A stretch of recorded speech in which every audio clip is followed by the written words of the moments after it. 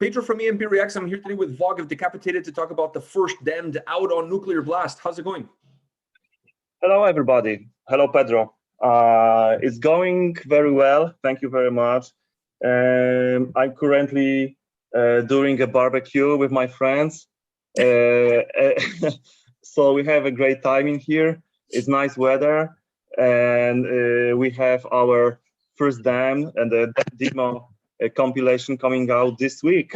So couldn't be better. Well, let me just say thank you for taking time out of your busy schedule of your barbecue with your friends to chat with me. I feel honored. I feel honored. You don't have to. You don't have to. It's actually good to have a break from this because it's not crazy, but yeah, we just have a burger, big, huge burger, and start to with the few wines already. So yeah, it's good to have a break right now. No, I'm just joking. I have to say it's great to be back with the interviews. To be serious, like it was a huge break from the shows, break from everything, also with interviews, and it's good to have this feeling again, to know that something is happening again, and this releasing the first dam is another occasion to talk with the people, to show our old history, and to just to be back in metal scene and everything what is connected with that, because I missing that. I like most of the musicians and the music industry, I'm at home since more than 1 year, so I really miss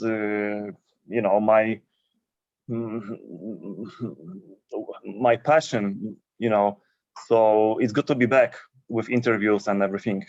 Do you feel like this re-release, I'm going to call it re-release because the first dam, you guys released this compilation back in 2000, so you guys are re-releasing the compilation. It looks slightly different because you don't have those live tracks in it, but yeah, is this the best way to preserve the history of the band? Because now releasing this on Nuclear Blast is going to give you a much bigger audience for it. That's for sure, because Nuclear Blast is a huge label, and right now we have releasing by this label. It's opportunity to show this material for all Decapitated fans, because when we've been releasing that 20 years ago, it was mostly releasing in Poland, because that was it was a Polish label, Metal Mind Production. So it was releasing. They released that material mostly on the Polish territory. So and it was 20 years ago. And right now, with the new cover, with the new layout, and with the all. We changed a little bit of the numbers connecting with the songs. We changed. There was a few mistakes in the titles of the song as well. So right now, for the first time, I have the feeling that it's released like 100%. Like band is expected to be released. So yeah, I'm really happy about that, and it's a proper way to give our fans this material, and I staying behind of this 100% right now. And so and it's also a great opportunity. There's a lots of reasons why we actually re-release that. It's a great story behind that. It's an introduction especially for the new fans of Decapitated, how it was all looks almost 25 years ago, how we start, how we sounding back in the days. And that's a lot of history.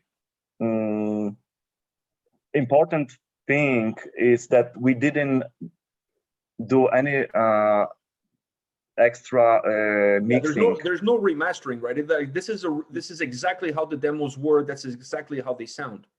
Yes. So we even use the tapes that we've been recording in 97 and 98 to product the cassette and LP and the CDs. So it's straight, actually it's like a straight from the studio, everything you can hear. So we didn't want to make it better. We didn't want it to edit that or cover some of the mistakes we did. This is all sounding the same like 23, 24 years ago. Because in other hand, it will be doesn't have any sense to release that. I know you want to keep the history of the band intact. If you start remastering it, then it's not the history of the band. It's a different look at the history of the band. That was one of the things that I really enjoyed about listening to it, is you could really go back and feel where it all started for Decapitated. Now, I want to ask you this. These two demos, they came a year apart, but when you listen to them, you could start to see some differences from one demo to the other demo. What do you feel are the biggest differences between the two? Between The Eyes of Horus and Cemetery Gardens? I can hear pretty big progress between first and second demo. That it was only 1 year difference between those sessions, and if you hear first and then second demo, you can hear huge progress with the in the compositions, in the how band became a really great technical force, and basically with the sound, basically with everything. It's Eye of Horus is second demo became way better. I mean, that's funny because I don't remember if we're practicing more or we make more rehearsals or wherever. It was just like we've been young, and after first demo session, then probably we got some first experience that we take the lesson from that and put into another session. The important thing is that we've been recording with the same studio but with the different engineer, which was Arkadiusz Malczewski, who is a really talented guy, well known from touring with Behemoth right now since probably about 20 years now. So he was there already in 1997, 1998 in Sanok, in small town on the south of Poland. He started his career in this small studio, and there was the rumors about this guy that he is really good with recording music. So yeah, we do recording with him and mix, and it was amazing because it was sounding really good, and that was the reason the second demo, it was our ticket for the record deal with the A&P-Reacts Records. After they hear the demo, they send us the record deal to sign with. So it was for us, it was like huge step from, you know, small, tiny little local band to, you know, to the band debuting in 2000 with Winds of Creation, debut album worldwide. That was a huge thing. It all happened really fast. When you have a chance now to listen to these demos again, because the first demo gives you a reason to go back and relive history a little bit. So when you listen to these demos, what aspect of the music that you created so long ago are you most proud of? When I listen right now, the first thing I have when I listen, it's that when I think about how young we've been back in the days during this recording, because we've been about 16, 16, 17. for Yeah. 70, 16, 70 and younger. Vitek was probably 13, Wow. 14. Yeah, that was so. I was playing with Legos at that age. Yeah, I mean, me too. I was like, I don't know, probably playing Lego together with listen Sepultura albums at the same time. You know, and that's why it all happened. There's lots of story to tell about that, like why why it all happened when we've been so young. Because me and my brother, we have this older cousin, like maybe almost 10 years older guy, who was listening to Sepultura, Metallica, Anthrax, and all those bands, and he showed us all those recordings, and he showed to us what metal music is. And we've been really young. We've been like 10, 11, like really, or even younger, small kids. So, and also important thing, we've been in music school, so we've been classical music training kids. We have like a piano lessons, and classical guitar lesson, accordions, things like that. So we've been training by music teachers. So we have already some skills that we could take from the classical instrument to the guitars, drums, and stuff like that. So all those things been connected in the same time, and we already been influenced by death metal bands like Cannibal Corpse, D-Side, Vader, Morbid Angel. So then we started creating our songs. I have my key. You have a guest. I have a guest. You wanna join this interview? Chcesz na wywiad? Co chcesz? 1 second, I'm really sorry. 1 second. She's Sure. 5. Co chcesz? Nie spóźniłem się. No, I'm not too late. I'm not too late for interview. I'm not. She's checking me if I'm too late. She's your manager. You know what? It's really possible that it's gonna happen. You know, my kids are all around the music and music business and everything like that right now. They asking about the LPs and CDs delivery, why it's too late and stuff like that. I cannot imagine. I don't know what's going on. Like, it's crazy, but that's hilarious. For me, listening to this first Dem compilation, it was fresh because I never heard the original when it was released back in the day. So for me, listening to this was like listening to it. I mean, it was listening to it for the first time. So do you feel like this is going to resonate not just with the longtime fans of the band, but also fans that perhaps never got a chance to listen to them and are perhaps a little bit newer into the band? Yeah, that's the good question, because I was thinking about that before we decided to release those demo tapes, because I was quite skeptical about that, because those demo tapes that don't represent actually what we are right now. And are all the mistakes, or this the demo sounding old school sound and stuff like that. So it's really, you can hear that the kids playing that, even they trying to do the best. But I was kind of worried about what happened when we release this again. Like, probably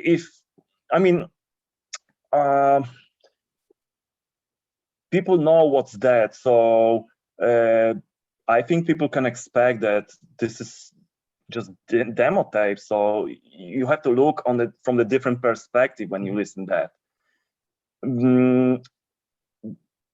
But I think it's important to show people how we started. And actually right now, when it's almost released, when I see the new layout and I see those demo tapes on the LP with the Nuclear Blast sticker, I have to say I'm really proud of that, and I'm really happy to have this release after that many years in this this look and this layout and Nuclear Blast and everything like that. it makes me really happy. It's really sentimental travel to the past. It's like something it's like you have something that you want to do for many years and never happened, and it finally happened, and it's like, oh wow, that's amazing. And I'm sure Decapitated fans, like old fans or new fans, that maybe new fans that are younger, way younger than we are right now, and they know the band from maybe last album or last 2 or 3, and they didn't have idea how we sound, how we play on the beginnings, and I think they will appreciate that, and that will be really interesting thing for them to check it out.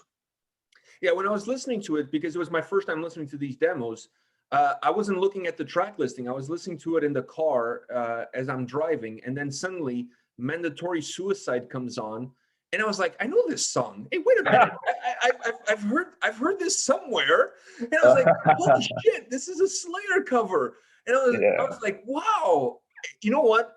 It's the best Slayer cover I've ever heard. I love. Wow, thank you. I love what you guys did with that. Like, I'm assuming you guys were big Slayer fans. Yeah. Looking back at that cover, how do you feel? I honestly, I've heard a lot of Slayer covers, but I think you guys absolutely nailed it. Thank you very much. Thanks for that. I love this version of what we did on Eye of Horus. I just, you can feel this passion for, and you can feel those guys covering Mandatory Suicide. I talk about myself, but like 25 years ago, you can feel this, like we so much want to do that, and we love this band, and we love this song, and we do the extra things like a double bass on the main riff, and we were trying to add a little bit from ourselves and make it a little bit more in a death metal style, and you can feel good energy, in that song, and I think, I don't know, I just like our version very much, like as you said. I think it's, don't get me wrong, the Slayer song is the Slayer song, but what you guys did here, it made the song feel more raw, like more punchy, like it's more in your face. I know. It's a Slayer song. I mean, it's already in your face to begin with, You know what? This is we've been always playing different covers, not only Slayer. We starting band playing. I started playing in the bands, just playing covers because we didn't have our own songs on the beginning. Like there was nothing like, hey, maybe we can create our own song. That come to the room later, and on the beginning, that like probably for the most of the young musicians, when you start to play guitar or drums or wherever, you start to jam your favorite songs from your favorite band. So that's how we practicing our skills. That we've been jamming Sepultura songs, Pantera, and we've been really good with that. Me and my brother, we've been jamming all the time Pantera songs, and I don't want to sound like but it's sounding pretty fucking great, and I think what we're talking about, right, come back to the Slayer cover, is that you can feel this young, like full of passion metal heads that wanna play the favorite song the best they can. You can feel this. There's maybe happiness is not the right word in here, but this enthusiasm or organic energy. Like I felt, this is how I felt it as a listener. When you hear a band now doing a cover, you almost feel like the band is doing the cover to get a little bit of publicity because it's a famous song, and they're hoping that they're going to bring fans to the band with that song.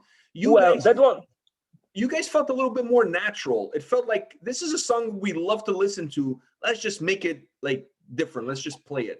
We never think, before we start to think about doing this cover, we never think about some kind of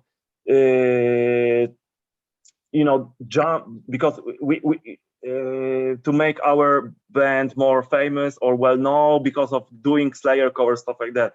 we want to have I mean, back in the days, most of the bands, they do covers, you know. There's always like bands playing our songs, plus we have to do, you know, Slayer cover or Pantera cover, Metallica, because I think it was more common back in the days in 90s that people playing covers.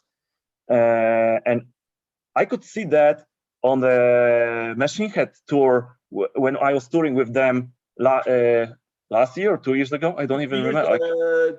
Early 2020. Yes. So you know, I could see that Rob with Chris Contos, they jamming covers all the time, you know, during rehearsals before the show. And also they have a part of the show on the end of the Burn My Eyes set. They've been jamming like 4 or 5 classic metal songs together, and I could see this enthusiasm, this you know, early 90s atmosphere in this jam when Rob with Chris and with Logan, they you know, they have so much fun to jam Slayer, Sepultura. They play Territory, they play Raining Blood, and lots of things. And that was it. That was something like that. No one think about you know, do trampoline of that, or to make your band more famous or whatever. It was all about to have fun. Because people were so much passionate about playing metal. I think it's the kid in you that comes out. You know what I mean? Like, you grew up listening to those songs. Now you're able to play it. So it's like the little kid in you that really comes across in how the song sounds. And I think this cover that you guys did is definitely the kids playing a song that they love. And that's what you're listening to. Yeah, for sure. I mean, and that's also great thing to when you play cover, because when we've been that young and we start to create this song, we couldn't create that great song like a Slayer did. So for us, playing this kind of song like Mandatory Suicide, we have a ticket for chocolate factory, because we have a, you know, we could feel the same. We could little bit feel like those guys from a huge band, you know, playing that, because it was amazing. We didn't know how to create these riffs by self. And when we started playing Slayer, Pantera, Sepultura, Metallica, we could feel it. We could bring this amazing magic to our rehearsal room and have it in our hands, which was amazing. Well, when you look at the history of Decapitated, I think one thing is missing here, and that is a movie. Do you think sometime down the line we'll see a biography of the band? Like, I mean, you guys have gone through so much has happened to this band. You guys have such a long history. Would you like to see that history represented in a movie? Well, it would be killer. I mean, yeah, we have already a few story to tell, for sure. There was a lot of things happened during all those years. So I have one of my friend, he's a writer, and I promise him, and sometimes when we talk, he's saying that he will be author of the book about Decapitated one day. And we always make fun from that maybe I'm still too young. You know, if I would be in age about like Lemmy, you know, like Kerry King, you know, like in 10, 20 years from now, something like that, then maybe it will be time to doing that finally. I mean, but and we always joking that, oh, maybe, you know, maybe we should do this story, but let's after all those stories we have with the emergency landing, with the, you know, with the plane, after, you know, being the fucking jail, after my brother passed away, after all the car accidents and all those stories, all those tours and things like that, that we always make fun. Oh, we need to have a little bit more. We need to have a little bit more. But I was like, come on, we really have to be more. I think it's enough, man. I think it's enough. And then, yeah, I mean, it will be amazing to if something like that will one day will happen. We'll see. I'm open for that, of course. It'll be interesting. I dream about the releasing DVD for sure. You know, like we have a new album coming out on the beginning of the next year. Is almost finished. So my dream, first of all, is it will be make the official DVD of Decapitated with in a good venue with the good crowd and good set list and stuff like that. So, but if someone will offer me the book or movie, I think I will be open for that. So maybe it's gonna happen. It will be amazing. I mean, it'll be cool. Maybe a Netflix series. Who knows? Netflix, yeah. Oh, Netflix for sure, yeah. Especially last for, huh? You never know. You never know. Of course, I know. Everything is possible. Everything is possible. It is. It is. This is something I know for sure right now, and I know everything is possible because I play Decapitated. and you've been part of the history and the stories that it would be amazing for one day you guys be able to tell in a different format. Now, the last question that I have for you, I think you already answered a little bit, and that was, when can fans expect new material from Decapitated? Okay, so yes, as I said, but new album is almost finished. We have maybe 2 songs with vocals to finish and a few solo parts on guitar. Then it will be ready to mix. So everything should be ready on the end of July. So we're looking for release that material in about January, February 2022. And yeah, it's gonna make our fans happy. Right. I'm sure about that. I don't want to sound too proud, sound too rock star and things like that, but it's gonna be surprising again, and it's gonna be really solid death metal album. A little bit surprising because we are not gonna continue the way we sound on the last record. It's gonna be more with more death metal, definitely, and things like double bass, blast beats, and looking for our first inspirations like Morbid Angel, Vader, and stuff like that. Plus, of course, some new elements as well. I have to say, it will be very emotional album. Lots of melodies, very melodic, very aggressive, but still melodic album, and very honest. Yeah, very deep. So, but you're gonna see. But very no compromise album, and really metal, 100% metal album. And then you guys will be able to tour again by then. So it's hopefully, yeah. Hopefully, yeah. Hopefully the situation will be changing for better soon. So hope you can come back to US, to Europe.